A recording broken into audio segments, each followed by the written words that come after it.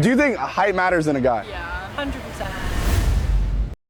Right now, somewhere in the world, someone is lying in a hospital bed with both of their legs surgically broken on purpose. Not by accident.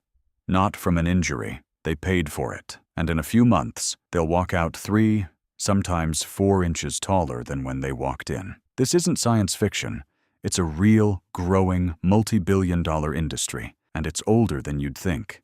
This procedure has roots going back almost a century. So the question is, how did breaking your own bones on purpose become something people actively seek out and pay tens of thousands of dollars for? Let's go back to the beginning. In the 1950s, a Soviet orthopedic surgeon named Gavril Ilizarov was working in a small clinic in Siberia, treating soldiers with severe bone injuries from World War II. He noticed something strange. When bone is carefully, slowly pulled apart under the right conditions, the body doesn't just heal the gap, it actually grows new bone to fill it. This wasn't originally about height at all. It was about fixing broken, shortened, or deformed limbs in war veterans and accident victims. Ilizarov built a device to do this precisely. A metal ring frame attached to the outside of the leg with thin wires drilled through the bone, allowing doctors to slowly, carefully distract, meaning stretch, the bone at a controlled rate. That device is still used today, in modified forms. It's called the Ilizarov apparatus, and it's the foundation of everything that came after. Here's the wild detail.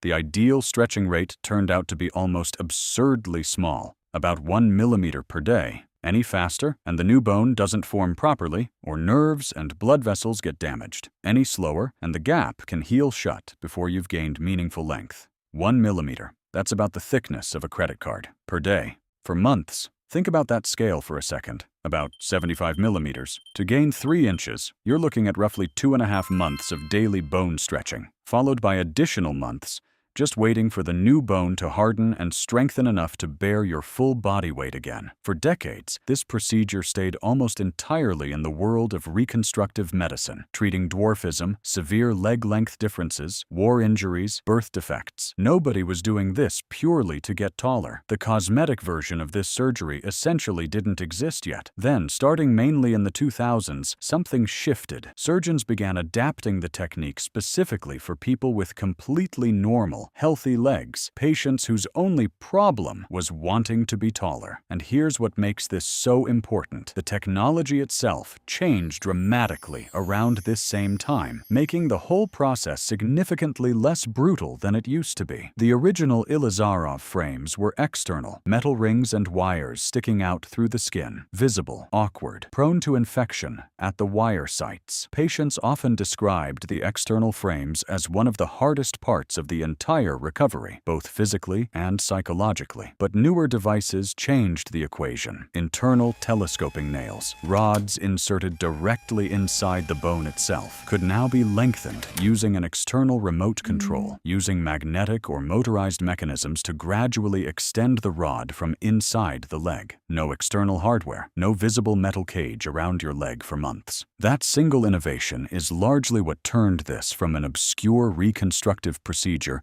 into a marketable cosmetic surgery. Clinics specializing in cosmetic limb lengthening began popping up, notably in places like Turkey, South Korea, India, and parts of the United States, some charging anywhere from $75,000 to well over $150,000, depending on the country, the technique, and how much height the patient wants to gain. And people came. Not soldiers, not accident victims, ordinary adults, often men, often in their 20s and 30s, willingly checking themselves into surgery to have both femurs or both tibias intentionally cut, then slowly pulled apart, millimeter by millimeter, for months. Why would someone choose this? The reasons researchers and clinics report are almost always social, not medical. Height, rightly or wrongly, carries a measurable social bias in many cultures. Studies on hiring, dating, and even perceived leadership ability have repeatedly found taller people rated more favorably on average. For some patients,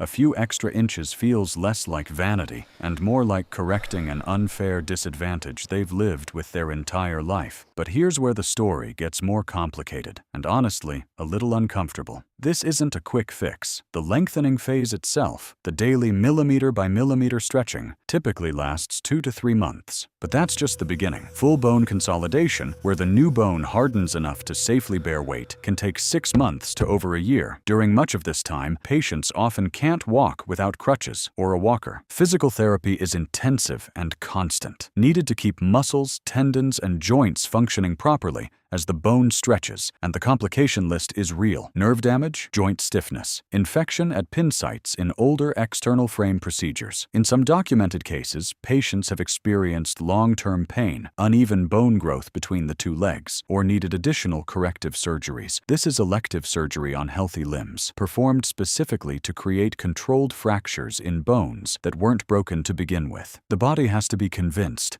essentially tricked, into growing new material to fill a gap that didn't need to exist. So by the time patients are cleared to walk normally again, often 8 months to a year after the initial surgery, they've been through a genuinely demanding physical ordeal hidden behind the simple before and after height numbers advertised online. Here's what makes this genuinely fascinating. Beyond the surgery itself, it's a direct, almost unbelievable extension of a discovery made to help wounded soldiers heal from injuries they never chose, now voluntarily applied by people chasing a trait they were simply born without. Gavril Ilizarov almost certainly never imagined his ring-frame device, built to fix war wounds in a remote Siberian clinic, would one day become the foundation of a global cosmetic industry built around one of the most universal human insecurities: not being tall enough. So here's the full picture. A Soviet surgeon in the 1950s discovers that bone can be slowly stretched to grow new material, purely to fix real injuries. Decades of refinement turn a crude external metal frame into a hidden internal telescoping rod controlled by remote. What began purely as reconstructive medicine quietly becomes an elective, cosmetic procedure sought out by healthy adults willing to endure broken bones, months of limited mobility, and real medical risk, all chasing a few extra inches of height. Remember that image from the start? Someone lying in a hospital bed with both legs broken on purpose? That's not some extreme outlier story. That's an increasingly normal Tuesday in clinics across several countries right now. This year, while you're watching this, height was never something you could choose, until, apparently, it became something you could pay for, one careful millimeter at a time. If stuff like this messes with your head a little, in a good way, you're gonna like where the rest of this channel goes.